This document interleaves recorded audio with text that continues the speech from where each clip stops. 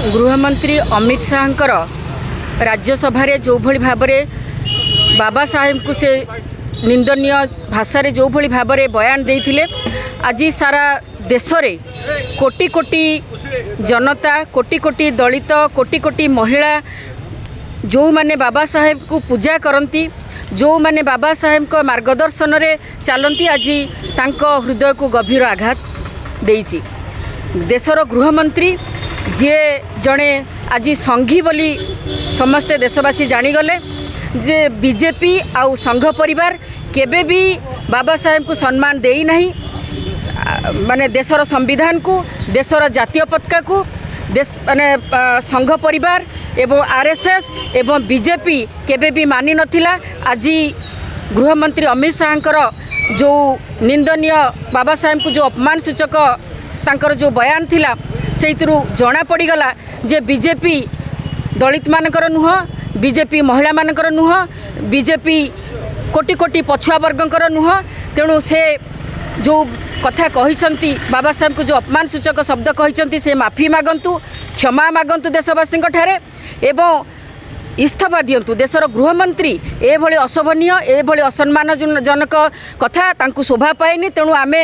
Demand करूचु जे से इस्तीफा दियंतु एवं देशवासी पाखरे क्षमा मागंतु। बाबा साहेब होउछंती आमर पूज्य से दलित मानकर त्राणकर्ता से महिला मानकर मुक्तिदाता से पछुआ वर्गंकर त्राणकर्ता तेणु असंख्य कोटि कोटि देशवासी को से जो अमित शाह जो भली भाव आघात देइछंती से खूब शीघ्र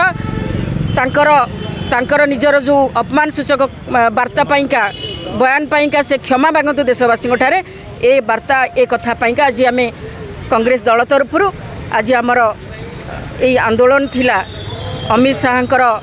पाइका। देखंतु जेतेबेले आरएसएस तांकर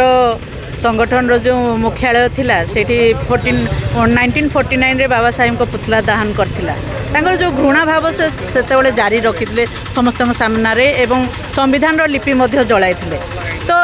एटा जो से माने वर्तमान रो जो भाव रे समस्त सामना रे गोटे जो नाटक करथिले बाबा साहेब को भल पाइबार सेटा देखंतु भल भाव रे से क्लियर करदेले तांकर घृण्य मंतव्य देकी जो हजार हजार वर्ष धरी जो आदिवासी पिछड़ा वर्ग दलित वर्ग ठाकुर को पूजा करी आसुले से माने केबे भी तांकर उन्नति होईची कि किए भी केबे कलेक्टर पदवी रे जाइकी बसचंती की पूजा करिकी किए भी केबे शिक्षक हो पारचंती कि किए केबे शिक्षा ग्रहण करि पारथिले कि मंदिर जाइकी किंतु बाबा साहेब को आसिला परे से जो रास्ता देखैथिले आम बहुजन समाज को किंबा दलित वर्ग को पछुआ वर्ग को से माने जो भली भाव रे समाज रे समस्त सहित समान होई आज सक्षम होई ठिया होई पारचंती से आमे बाबा साहेब को सेइथि पई भगवान मानुचु। बाबा साहेब आमर त्राणकर्ता समस्तंकर महिला वर्ग हुंतु पछुआ वर्ग हुंतु संपूर्ण समाज कहवाक गले कारण तांकर जो सांविधानिक व्यवस्था गुड़िक से रखिदे जाइचंती जे गणतांत्रिक व्यवस्था गुड़िक रखिदे जाइचंती आम समस्तंक पई से गुड़िक आमको सुरक्षा कवच देइची आमको शिक्षार अधिकार देइची। तो बाबा साहेब आम समस्तंकर भगवान तो से जेतेबेले तांको खिलाफ रे जो घृण्य मंतव्यटी देउचंती आंबेडकर आंबेडकर आंबेडकर ये एक फैशन बन गया है तो तांको मनरू से भावटा जना पड़ुची। तो समस्त को मुझे जनइबा चाहूँगी जो भली भाव बाबा साहेब अपमान से करचंती सेटा संपूर्ण जातिर अपमान संपूर्ण मनीष समाज अपमान। तो आमे तांकु इस्तीफा देवाई अनुरोध तो करूँ ना आमे तांकु बाध्य करूँ जे पर्यंत से इस्तीफा न देइचंती देशवासी ठारू क्षमा न मागिचंती आमर से पर्यंत आंदोलन जारी रहिबो कारण संपूर्ण समाज प्रति जो मनीष जाति प्रति जो मानविकता प्रति से जो भली भाव व्यवहार जो भली भाव मंतव्य आराम से गोटे आसानी से गोटे पदवी आपण पाइचंती गणतांत्रिक व्यवस्था रे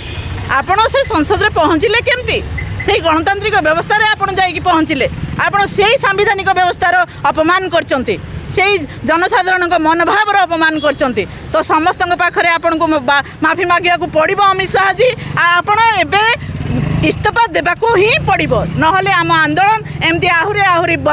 जोर जबरदस्त माने जोर धरिबो आहुरी आहुरी बलवत्तर हेबो मोर सेतिकी आपन को कहबार। आज बाबा साहेब आम्बेडकर प्रति जो अमित शाह जो हीन मंतव्य ताहा तांको अपमान तो सहित करिया सहित भारतर गणतंत्र को अपमान आमे तालचेर कांग्रेस तरफ तांकर इस्तीफा दाबी करूछु। ଯଥାଶୀଘ୍ର ସେ ଆମ୍ବେଦକରଙ୍କ ପ୍ରତି ଯେଉଁ ମନ୍ତବ୍ୟ ଦେଇଛନ୍ତି ସେଥିରୁ ସେ କ୍ଷମା ପ୍ରାର୍ଥନା କରନ୍ତୁ, ଏତିକି କହୁଛି। ଧନ୍ୟବାଦ। ଆଜି ଆମ ସମ୍ବିଧାନ ପ୍ରଣେତା ଦଳିତ ଆଦିବାସୀ ହରିଜନମାନଙ୍କର ତ୍ରାଣକର୍ତ୍ତା ବାବା ସାହେବ ଆମ୍ବେଦକରଙ୍କୁ ଯେଉଁଭଳି ଭାବରେ ଗୃହମନ୍ତ୍ରୀ ଅମିତ ଶାହା ଅପମାନ ସୂଚକ ବାକ୍ୟ ପ୍ରୟୋଗ କରିଛନ୍ତି, ସେ ତୁରନ୍ତ ଇସ୍ତଫା ଦିଅନ୍ତୁ, ଏ ଦାବି ଆମେ କରୁଛୁ। ତାଙ୍କର ନୈତିକ ଅଧିକାର ନାହିଁ ଆଉ ଭାରତର ଗୃହମନ୍ତ୍ରୀ ରହିବା ପାଇଁ। ଗଣତନ୍ତ୍ରକୁ ହତ୍ୟା କରୁଛନ୍ତି ବିଜେପି। ଆଜି ଯେଉଁଭଳି ଭାବରେ ବିରୋଧୀ ଦଳ ନେତା ରାହୁଲ ଗାନ୍ଧୀଙ୍କ ପ୍ରତି ମିଥ୍ୟା ମକଦ୍ଦମା କରାଯାଉଛି, ଯେଉଁଭଳି ଗୋଟେ ନାଟକବାଜି କରି ପାର୍ଲାମେଣ୍ଟକୁ